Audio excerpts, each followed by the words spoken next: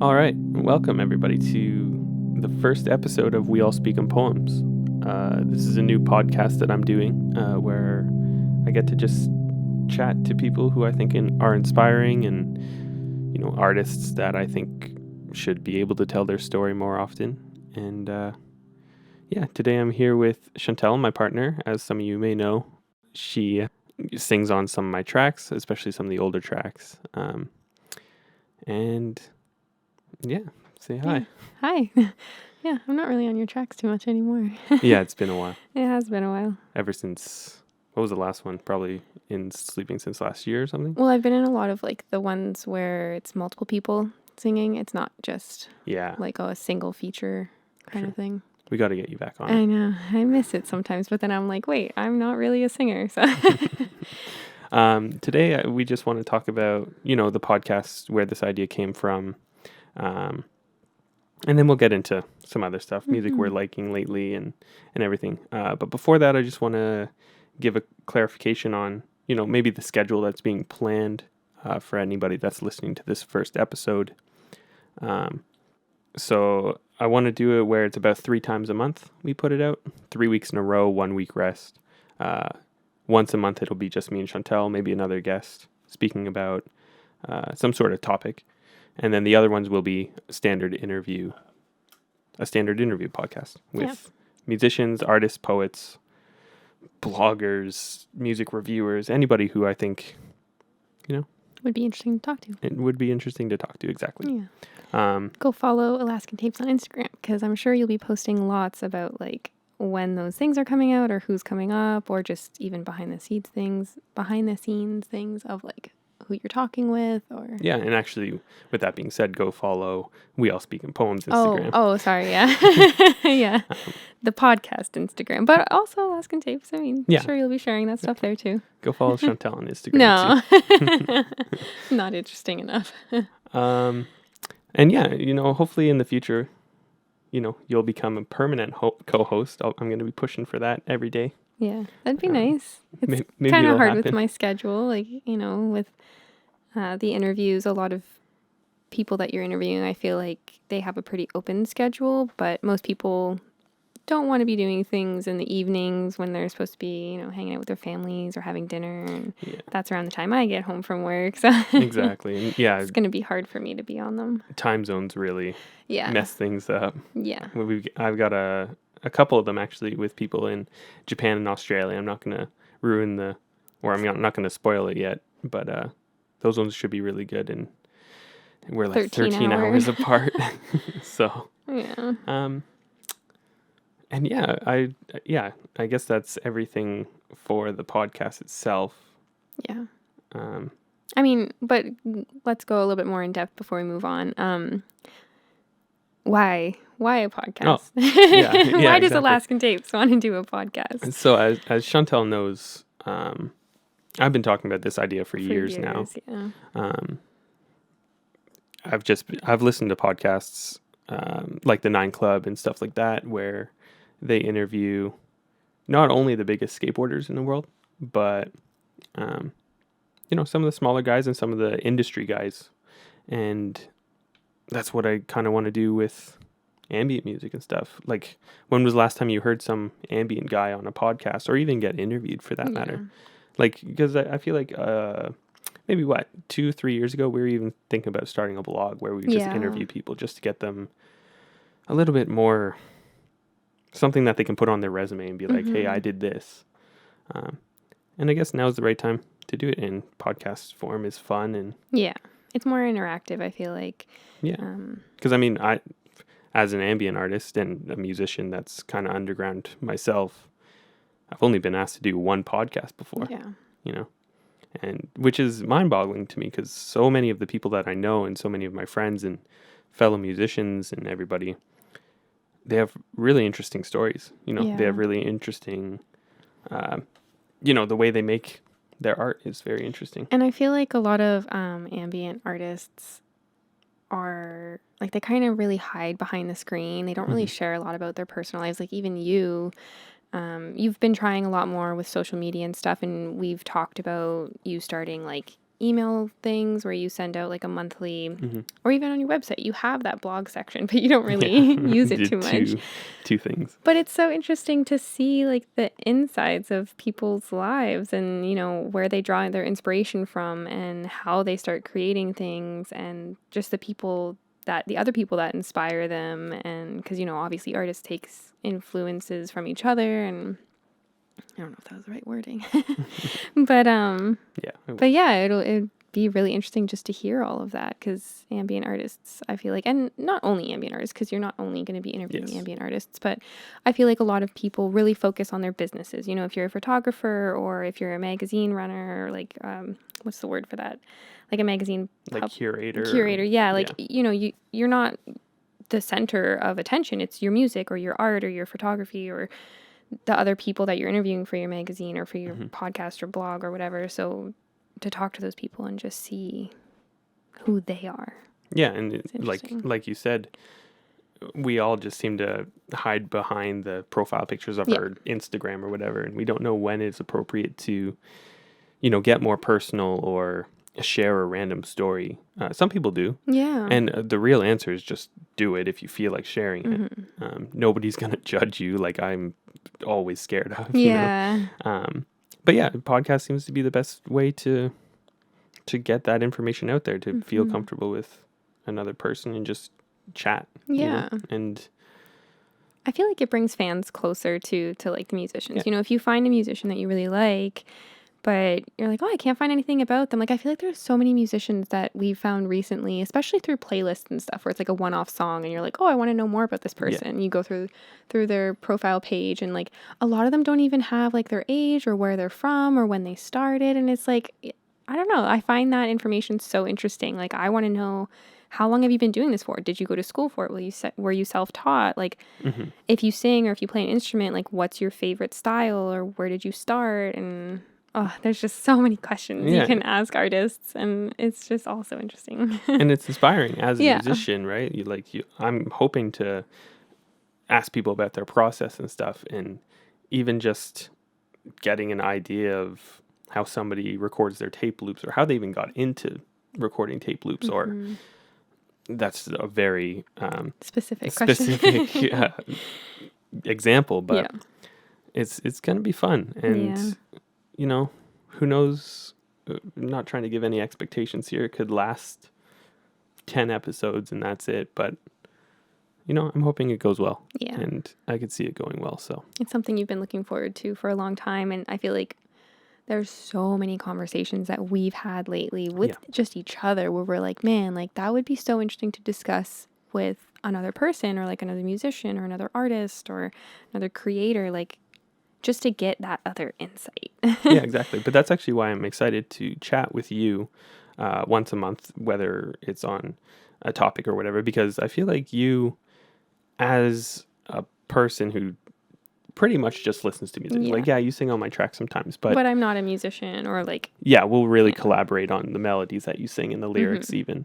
You really get to give your insight on the music you're listening to and why do you gravitate towards that music and what do you like about this person's image, or what do you think they could add to it? Because in my mind, I'm always thinking about, you know, the music business of things, marketing, even though it might not seem like it. I try to keep that pretty low key in Alaskan Tape stuff. Yeah.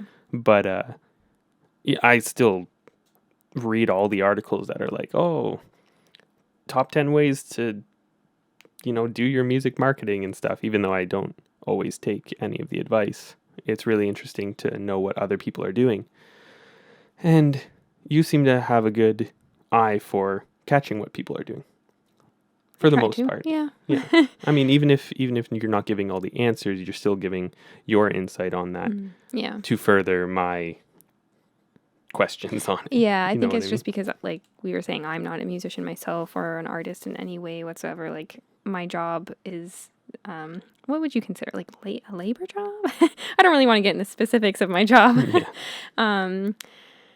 But yeah, it's not a place where there's a lot of space for me to be creative. Like, it's a more physical job that I have.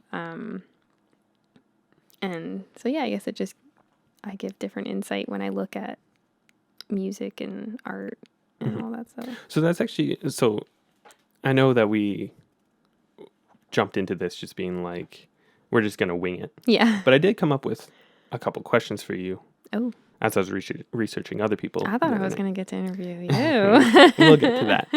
But as someone who, so you're in school for a long time. I was in school for a long time. Yeah. And you weren't, you were working, but you weren't working full time. Yeah. So you had more time to absorb content and absorb music and videos and even reading and all that. Is there a way that you found to still be able to absorb some of the content that you have missed? Or, like, I know the answer, but for somebody else who is just, might be graduating school or whatever, and then now all of a sudden they have no time. Yeah. Like, how do we... I definitely, like, when I was in, so I've been to university and college, and I really miss my time there because of that aspect. Like, you definitely, like, obviously I was in a position where I didn't have to work crazy hours while I was in school. We were in a pretty good position. I did still work, but whatever. And I had like long commutes and stuff. And I feel like commuting was when I found the most time to listen to music and read. And then, YouTube was just when I was procrastinating on projects. And then now that I've started working full time, I find that I've actually made more time, maybe not more time, but the time that I do find to listen to music, it's almost like I've taken a step back and like really appreciated what I'm listening to. YouTube, I don't really watch anymore too much. And then like, TV and books, it's kind of just whenever I find free time. But music is the thing that's really like kind of kept me going through this transition. Like it's been really hard transitioning from being a full-time student to all of a sudden a full-time job, especially with COVID. Like I was working and learning from home. So now being out of the house for 10 hours a day, it's a lot. So coming home, it's like, I don't know, we got into this routine of kind of looking up live videos of our favorite artists and stuff. And man, I miss live shows, first of all. But even just seeing it on TV, like them playing live, it really makes you appreciate the music that much more. And I don't know. I probably went way off track there and I probably didn't even answer the question properly, but I think that there's just been a big difference between the way that I consume things now. Like as someone who's working instead of in school, like I feel like when I was in school, I was listening to music a lot more.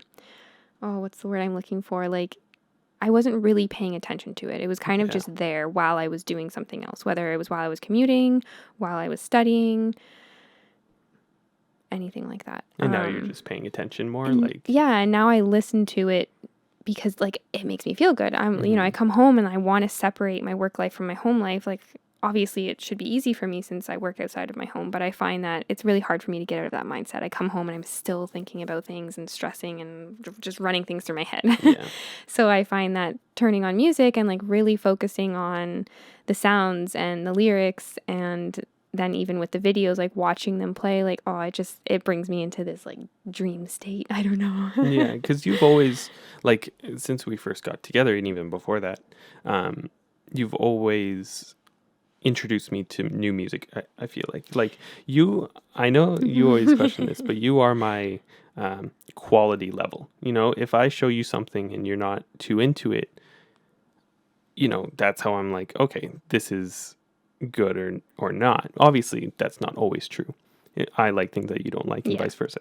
But normally when you show me tracks or videos or artists or whatever, I'm like, wow, that's fantastic. And lately, I feel like you've been finding more artists than you have maybe even in the past 2 years. Yeah, I was going to say, I don't think it's always been that way with our relationship. So a brief history on Brady and I. Brady and I met in high school, grade 10. Well, we met before that, I think, but like we really, got to know each other in grade 10, started hanging out a lot. And I don't know, something just clicked with us. We were like, it just felt so comfortable.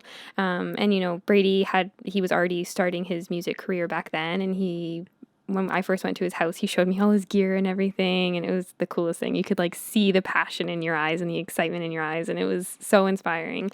And to be honest, back then, like I love that lyric from Haley Blay. I can't remember the exact words right now. I wish I could, but it's something about like it's from her song 17, and she sings about how like back then she didn't know she could choose the music she was listening to, or like she was too dumb to notice that I couldn't choose it. I think that's the lyric, and it's about what music she's listening to. That was me when I first met you. I was listening to radio music. I was overhearing what my parents were listening to and my siblings, and that's what I listened to pretty much. And I was obsessed with watching like the Much Music videos. Yeah. I've always enjoyed like listening and watching at the same time, whether it's a music video or a live show. I just find that very satisfying.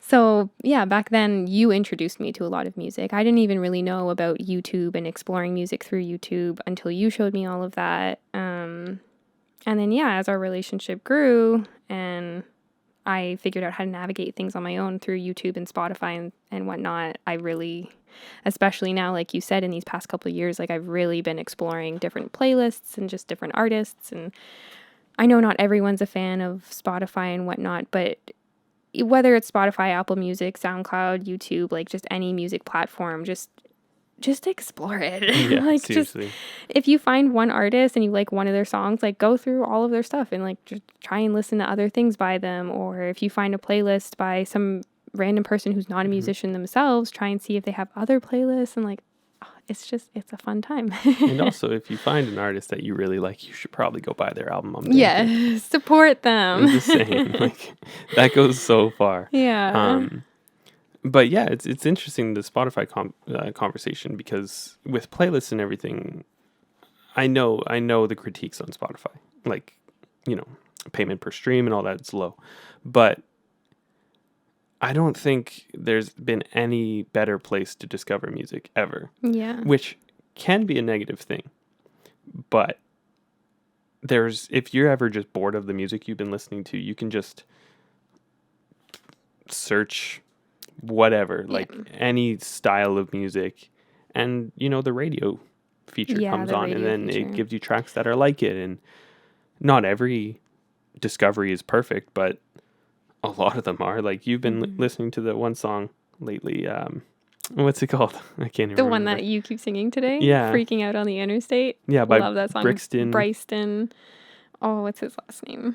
I don't know if that's actually his name or if it's Alias. Yeah. But it's Bryston Maroney. Yeah. Freaking Out on the Interstate. It's just that one track. Like I don't think we've really I explored his discography did the other yet. night. You did the other night. I haven't too much. I've listened to one or two other tracks, but that main track is so good, which leads me on to indie music.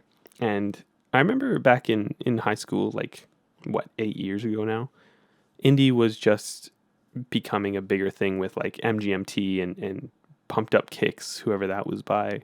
And I was always like, I don't want anything to do with it. I was like metal kid, ambient, or like drum and bass. Yeah. You know, I was like nothing else. But lately, that's what you've been getting into over the last 3-4 years maybe.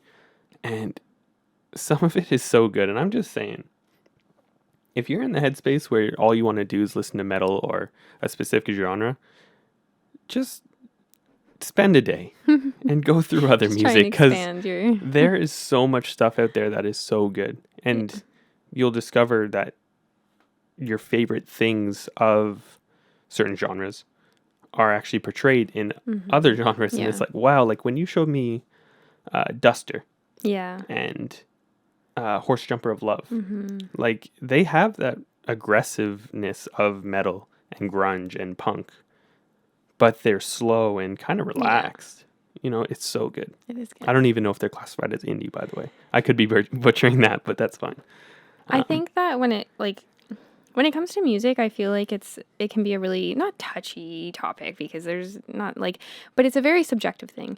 And growing up, especially in high school, like I hated when I got put on the spot and someone would be like, "Oh, like put something on." I'd be like, "Oh my God." I still hate like that. I can't. Me too. Like, you know, I'm trying to get more comfortable with it. There are so many different genres out there, and there's so many different like mixed genres as well. Yeah. Like you were just saying with Horse Jumper of Love, and even Balance and Composure, and what was the other one you mentioned? Duster. And even you talking about indie, like I hadn't even heard the word, like the genre indie until not long ago. Like if you used to ask me what my favorite genre of music was, my answer was always, I love every genre of music. I do find that like I'm not super into like country, or I think country is like the main one. Like I love folk music, and I definitely listen to a lot of songs that sound very country, but I guess I'm not into like the hardcore country. I guess you could say that about most things. So like even rock, right? I'm not into modern rock, Yeah. like the most popular stuff. I've found, at least. And that's probably wrong to say because I never deep dive a lot of their discography, the big artists of rock or hip hop or whatever. Yeah. And I'm sure there's a ton of great country. Yeah. Like there's actually a band, I'm not going to remember it. But they do like ambient country, and it's really cool. Like really, really cool. I should probably bring up names, but it'll be in the description or something, if there even are descriptions in podcasts. We'll figure it out. But yeah, it's just the rabbit hole that is music in general is so immense. And then you can go down the rabbit hole of lyrics and structures and learning about whatever. Keeping it more baseline right now, not getting into technicalities right now. I just wanted to say pretty much, I think it's really important for people to just expand their listening in like I was saying, I feel like people get very self-conscious or whatnot about the type of music they listen to, or people can, because everything's like in a box, it's this genre or that genre, it's popular or it's not popular, and it's like just do what you want to do. Just and explore. With that being said, it's also okay not to like certain types of music, as long as, in my mind, as long as you give it a little bit of a chance. Like, to go back to you, your music listening habits are so wide. Like the Anti record by Rihanna is so sick. I never would have listened to that if it wasn't for you. Obviously we skip that track with Drake every time. It's too overplayed. Work, yeah. It's too overplayed. It's not bad, it's just overplayed. Don't want to listen to it. And even like Ariana Grande, like you go into these weird like waves of what you like, and it's inspiring to see because it gives me insight into the way people listen to music. I like how you like just point out the pop song or the pop artists. Like I go and wait because Rihanna and Ariana Grande are kind of on the same level. Like so, I go from listening to that to like the Contortionist and Dillinger Escape Plan to like Balance and Composure, and then back to like Hosier or Well, I mentioned them because they're people that I wouldn't necessarily normally listen to unless, and I only did because you had it on while we were driving or whatever, and then it gets stuck in your head and you're like, this isn't actually that bad. Why do people hate this? I understand it's polished and all this stuff. I think a lot of people actually really like that type of music, but then there are people, like we even had the conversation about Olivia Rodrigo this morning, because there's one of her songs that sounds so similar to Paramore, and we grew up, or personally, I don't know. I like Paramore. Okay, yeah, we grew up like really liking Paramore. It's a band that I've always enjoyed, and I just like the sound of their music. And when I first heard Olivia Rodrigo's song, I think it's her top song right now. Good For You. It's literally like, just play that song with Misery Business. It's the same song. There's so many articles and videos and whatnot that talk about it. But, and it's cool because she was just inspired by Paramore, I think, supposedly. But anyways, when I first heard Olivia Rodrigo's music, I was like, oh, like she's so in the spotlight and it's such Disney a pop song. Yeah, like I was like, it felt weird for me to admit that I liked it. That like I don't know. But that's okay. It's cool that you like it. It's cool that you can go from that to the Contortionist to Dillinger Escape Plan to Lorna Shore with their new EP. Well, I don't know if you're too into Thy Art Is Murder. Thy Art Is Murder. Yeah, exactly. It's awesome. It's just different sounds for different moods and different. Oh man, there's that one guy that you showed me recently, and all of his music. He's an ambient artist. I think you're doing. Oh, maybe we shouldn't spoil that. I mean, okay, I think you're doing an interview with him, and all of his songs are titled like Oh, pretty much the way you feel. So it's like, stubbed my toe on the chair. I don't know why that was the one I thought. I don't even know if that's one of his titles, but you know what? Like it's all based off of a way that you feel in a moment, and I just love that he has titles like that. Like that's the coolest thing. yeah. And then when you listen to the music with the title in mind, because there's no lyrics, it's like you really feel like you can put yourself in that place while you're listening to it. And I don't know, it was really cool. I obviously liked the more slow moving ones. Like I think I really don't know any of the titles. Yeah, it's okay. So the band she's talking about is Lullitone. It's a husband-wife duo, I think, from Japan. And yeah, I am going to be interviewing Sean from Lullitone. And it's just so cool. I was going through a deep dive of his music and just who he is yesterday, which obviously I've listened to him in the past. And he makes fantastic sample packs. He's just a really great person to go for inspiration. And yeah, I showed you him last night. Yeah. And I showed you a bunch of his YouTube videos and stuff. And he's just if you search up positivity in the dictionary, I feel like that's his stuff, and it's super cool because I understand a lot of stuff can be fake positive. But his seems very genuine and cool. And I can't wait for that episode. Yeah. It should be one of the first few. On here, I have number 5. I think that's the reason I'm most excited about this podcast too. Like, there's so many different ways to discover music, like we talked about at the beginning of this little chat. Just exploring Spotify or exploring YouTube or Apple Music or whatever platform you prefer, and then listening to either the radios or similar artists or things like that. But then with this podcast, like, you'll be able to be introduced to potentially new artists, and then you get to know them a little bit before you hear their music. And I don't know how much that influences people. We've talked about that a lot before too in the past. Like, when you listen to music, are you listening to just the music separate from the artist or artists? Or when you get to know about them, like, let's say it's someone who's lived a rough life, like, then do you feel more of a connection to their music because maybe you've had those experiences as well? Or any other example like that? Like, Yeah. I don't know. It's just really interesting to make that connection with the artist and then listen to the music. And I feel like it would change the way you hear it, you know? Sure. Like, a lot of artists maybe don't even put their personal experiences into their lyrics, or especially if it's a band. Like, a lot of the guitarists and drummers, like, they're not putting their life into the music. It's the main person, or sometimes their music's written for them by someone else. Or And something I've come to learn over the past few years is that some lyrics aren't even personal at all. They're just completely made up. And I think that's very cool. And I'm excited to talk to some lyricists about that.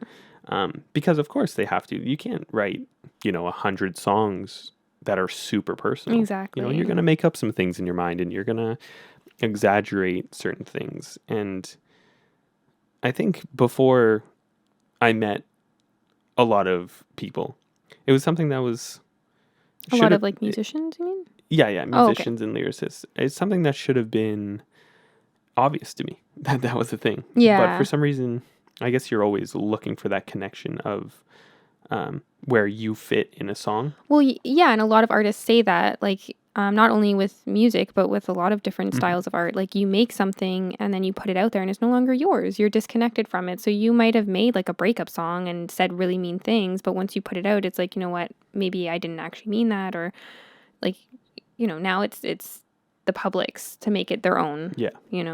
Yeah, that's a good point too, because anything that a lyricist writes could change. Their opinion, people's opinions change all the time. Like you're saying, if you wrote a pretty nasty breakup song for whatever reason, because you're in that mindset of screw them. Exactly. And then, a year down the road, you make closure with the person, and it's different, but that song is still out there. Yeah. Your opinion, that person's opinion on that person is still out there, even though it's never super personal, unless you make very personal music, as in, putting their names in the tracks. But I don't even know if you're allowed to do that.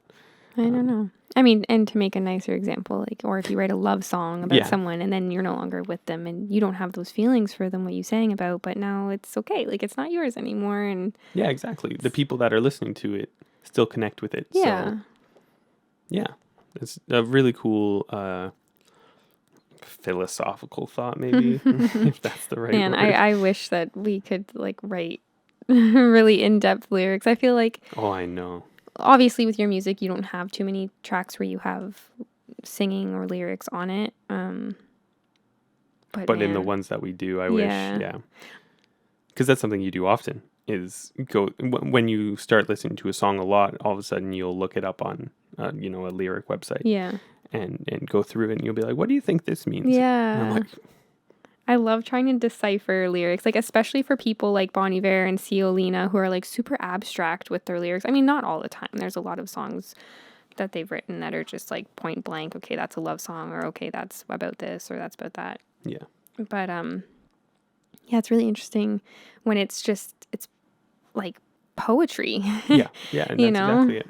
And it's so refreshing when you actually find an artist that puts a lot of effort into their lyrics, and you can tell, Yeah. like a Bon Iver, or he's probably like the biggest example, like the most popular example that I can think of, Yeah. in terms of like really nice lyricism. Yeah. Um, We've also been listening to him a lot lately, so that's That's- probably why yeah, he we're comes very to mind. biased on that. Yeah. But yeah, and that's one of the reasons I like a lot of hip hop. I'm not drawn towards the new modern styles of hip hop, but some of the old stuff is Yeah. like so good, like old Ghostface Killah and Mm-hmm. Nas and whoever else, Onyx even. Yeah. It's just They were just so like so raw and Yeah. and open with their lyrics, and yeah. they were writing It's very poetry and putting touching. it to beats, really. Yeah. Even though some things were super aggressive or whatever, it's still they had to It's get it still out. very like poetic. Yeah. And, yeah. It's awesome. It's amazing. And I wish we Very could cool. figure out a way to incorporate that without doing beat poetry. Yeah. You know what I mean? But with that being said, I'm not really a writer. Well, do you think that, like, could you ever see Alaskan Tapes evolving into, I don't know how common it is for ambient music to have, I guess that changes the genre for once it has like a lot of singing and lyrics on it and stuff. But could you ever see Alaskan Tapes evolving into that, whether it's with me or another music, like, sing, I'm not a singer, but whether it's with another singer or just me, like, I don't think so. Like No. I've thought about it, and I'll work towards progressing up to that, and then I take 10 steps back and I'm like, maybe I just want to stick instrumental. Like, yeah. I don't know. I would rather create another project in order to do that, separate the two and do whatever. Because even though I know maybe that's the wrong way to do it, because why separate anything if it's all coming from me? That's It's all true. Alaskan Tapes, but I think just in my mind of like structuring things and organizing things, it's just easier to have specific projects for specific sounds. Yeah. I get But that. somebody who is really good at sort of mixing the two is, I hope I'm not butchering the pronunciation of his name, but Benoit Puillard. Oh, yeah. I hope that's how you pronounce his name. I've That's never how I spoken say to it him, so I too. don't know. He makes the best ambient music to me, and then he also makes these really amazing noisy alt rock or folk tracks. Like, I don't even know how to explain it, but they're so good.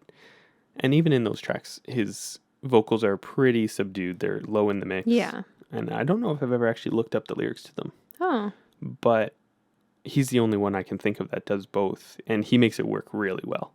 Yeah. Really, really well. Like, I hope that I can get him on this That'd one be pretty day. cool. For anybody who doesn't know him, just go check out his music, because Yeah, it's good. it's really fantastic. Even his last record that we got on vinyl, it's so, like, we don't listen to it enough, honestly. No, we But don't. it is so good. I was just gonna say that I feel like I don't really listen to his music in general enough. Yeah. I mean, even his no. photo book. So Yeah. he's one of these people, him and like Taylor Dupree and all these people, they're doing everything I want to do. Yeah. Right? Like, they're putting out photo books and they're putting out records, and the two that mix into one another, and they play off each other, and it's really amazing. Yeah. I'm so jealous. Don't be I'll jealous. get there because I'm You'll working get there, on yeah. it. But I don't know. Just have a lot of ideas. I mean, it's cool to see artists expand outside of their normal realm, and I feel like the past couple of years you've really been trying to expand out of it, but yeah, you definitely got into a comfort zone when you started making music and like being able to make music for a living. You really just told yourself like, I'm going to stick to this. And then even though at the time, like, you were really interested in photography and you were really interested even in drawing, and sometimes you wrote, Mm-hmm. but you didn't expand on those things because you were like, well, this is what I'm doing and this is what I need to focus on. But now seeing other artists do that, it's inspired you to be like, well, I've always really enjoyed doing that. Maybe I can do that too. And I think that that's just the coolest part of it all, is like, you don't have to just stay in your comfort zone. You can step outside of that, and you don't have to, like, I hate the notion that you have to, like, to do photography, you have to be a photographer. I'm using quotes. But like, if you find something beautiful and you take a picture of it and you love that picture, like, then it's a good picture. It's subjective. Everything in art is so subjective. Yeah, and a bad habit that I've gotten into that I'm sure a lot of other artists get into is when you pick up another hobby, when your main focus is music. So this is the example. Your main focus is music, and you get into drawing and photography. You start to only do those things to help the music. So like you would only draw to make album covers, or same with photography, to do album covers or EP covers, or even just grow your Instagram or whatever, but it's still for your main musical outlet. And I think that's a struggle that I have, is trying to separate all those. Like, I wish that I could have my photography brain on without thinking, oh, I hope this will be really cool album art. Mm-hmm. It's just something that I think about a lot, and I wonder how other people do it. Because even with Taylor Dupree and Benoit, I'm assuming they do the same thing. Yeah. Like, his last album, and actually both of them, they put out photo books with their album instead of separate, which I'm assuming is so that they could sell it, because their main audience is with music. But yeah, and I was just going to say, like, it's a lot harder for them to kind of create a separate thing just for their photography. Like, why not just keep it under the same thing? Like, you're not gonna have to start completely new. Like, you already have a fan base, and especially if you've already used your photography or art for album covers, like you're saying, like, then people already know your style, and if they're into it, then of course they're gonna want to buy more of the photography and not just the music. Kind of like, it'll be cool to have it in conjunction. And I think, I don't know, I would love, if you ever get to interview them, I would love to know, like, with the photo book and album coming together, like, is it something that they made in conjunction? So like, they want you to listen to the vinyl while looking through the photo book? Like, is that the vibe that they're going for? I would assume so. Right? Yeah. Like, which obviously so they cool. can It's be all two one separate project. things, but I think that they probably view it as one project. Maybe they don't even view it as like, this is my photography and this is my music. This is my project. That's a cool way.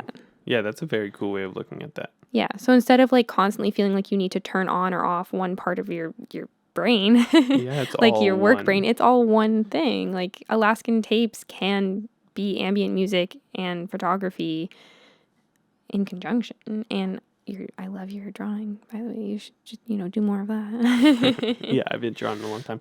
But yeah, you just kind of blew my mind. It's a way that I never thought of looking at them, even though I'm sure I actually have. But when you get those, you hear those things and all of a sudden it clicks for you. Yeah. Even if it's clicked before, it'll click again. You're so funny. You blew your mind. I mean, it's just... It wasn't that big of a discovery or statement. But it is, because it just solved my issue. Right? Well, in the moment, yeah, you might be viewing it like that, but I feel like, yeah, it's hard to kind of get started. Like, to change your mindset is hard. Yeah, I think the practicing part is hard. I can come up with 1,000 projects that I know what I want them to sound and look like, but it's the practicing of music or photography or drawing, And working with them together, like, and then merging them yeah, while you're trying to go through all these ideas is the tough part. But I guess that's the struggle of any artist, yeah, right? Is how do you manage projects? yeah. It's very tough. And I find it so interesting with a lot of artists too. I feel like a big dilemma for people is always like needing to find their style. So as a musician, you already have a style of music that you're going for. But then if you were slowly trying to incorporate photography with your project, with your music project, it's like, does your photography style have to fit the music style? Like, you're not going to want to be taking super crazy dramatic photos that maybe fit more like dark music or metal music, but you're going to want something that comes off as soft and wispy and slow moving in throughout your photography, if you can even That's describe true. photography. I don't know. But That's true, because like the example that comes into my mind is Lullatone. Like all of his artwork is very similar in a good way. But yeah, what if he had super dark, edgy yeah, like art, that would change the sound of the music almost. Like if you're Yeah. watching that or looking at that while listening to it. And that's why for me, like I feel like I'm more of a visual person. Like I really like that conjunction of like music video or live video with the music or just any type of visual. Like I feel like it just makes you listen to the music the way that the artist really wants you to hear it. It makes a lot of sense when you hear it out loud and not just what you're thinking. Yeah. Because like I feel like it's an obvious statement, but when you actually hear it, it just kind of brings it all back. And Yeah. honestly, it makes me want to listen to those albums again while looking at the Yeah. looking at the books. I think I went off track a little bit there, but the reason that I brought up the whole conversation about style is I was gonna kind of ask you, like, a lot of people I feel like have a hard time discovering their style in terms of drawing and photography and music. You obviously know your style of music, but if you were to describe the type of photography, your style, like, do you feel like you have one or?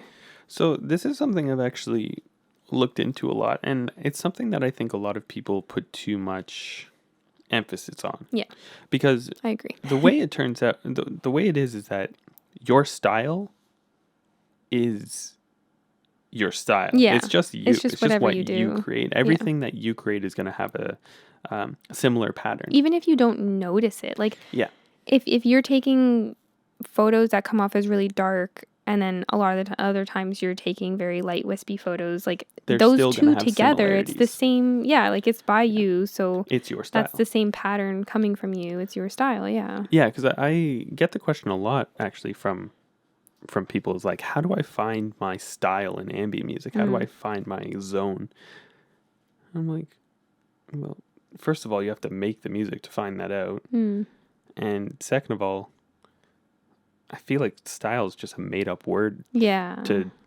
for critics to describe your music. Yeah. Right? And Like, I feel like it's hard now because with social media and stuff, like there's so much to compare to. So like even if you do Yeah. kind of know what your style is in terms of any art form, like, you're always gonna, not always and not everyone, but I feel like a lot of people feel disappointment because then you go through and you look or listen to other things and you're like, well, that's the style I'm really going for. But it's like, obviously you're not going to want to duplicate that completely. You're going to want to make it your own, and you have made it your own. Like, you have your own style, whether you like it or not. Like, yeah. I don't know. And yeah, I don't know exactly. if And that that's makes something sense. that's something that I go through, especially when I was starting film photography a lot, is the popular stuff by, the big guys, Willem Verbeek on YouTube and whoever else. Yeah. It's the only name that came to my head. But they all have this very warm, perfect look. Like their photos are crystal clear and everybody emulates it. It is their style, but you're trying too hard to look like somebody else. And the thing that I found when I was doing film photography is that I could never, ever get it to look like that. Like no matter how it was processed, no matter what film I was taking it on, no matter what camera, it just looked so much different. And that's when I kind of gave up trying to figure out how to look like them. Yeah. Because I feel like you obviously want your photos to look good. And you get inspired, right? you get Like it's inspired. not just a copycat thing. It's an inspiration thing. Like you're inspired by what they've made and you want to create something that makes you feel that way as well, right? Yeah. Or make others feel that way. Exactly. And I feel like that's actually something that I was lucky with music, is that since I was starting to make music so young, like produce music and compose, I didn't have to really worry about that. I was just doing whatever I wanted when I was 16, 17, 18 in my bedroom. Yeah. You know, like I did not care if a song blew up because it didn't matter if it did. You know, and now I think about it more because I'm like, okay, whether I like it or not, I'm like, okay, is this track gonna lean towards some big playlist or something? I hope it does. But that's a whole other conversation because it can ruin your inspiration and your artistry or whatever. Yeah. Which is another reason why I made another alternate project where I don't even have to think about that stuff because I have zero expectation for it, as you know.